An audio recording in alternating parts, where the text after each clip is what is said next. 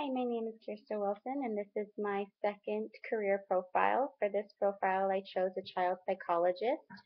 The educational requirements is a master's degree or doctoral program or postgraduate clinical training programs. All states also have their own certificates and licenses that you need to get, and also depending on if you're choosing a specialty, things that would require that.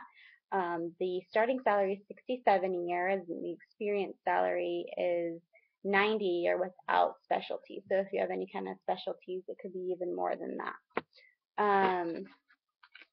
The working environment, there's lots of different working environments. There could be schools, orphanages, child welfare services, as well as health organizations like hospitals and health clinics.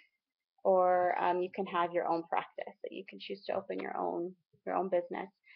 Dealing with the typical stressors is obviously dealing with the emotional needs of others can be very taxing.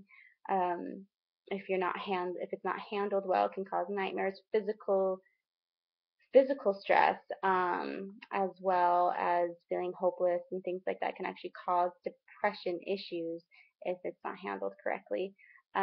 Paperwork, dealing with insurance, if you have opened your own practice, dealing with insurance could definitely be a stressor, and your work schedule can often be erratic and different week to week.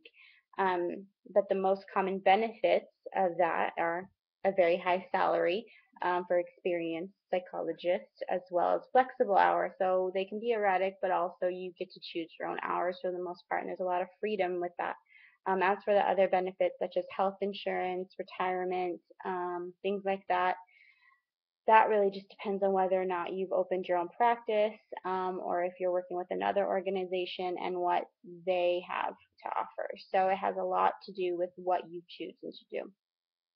In general, their tasks, if you're a general child psychologist, you're mostly working with the child and the parent to assess and treat the, the developmental issues or other things like that.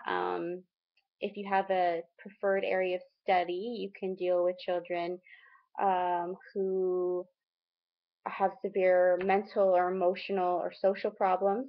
You could deal with violent children, autistic children, and children who have other developmental issues. You can also deal with children who have been abused and have PTSD and things like that.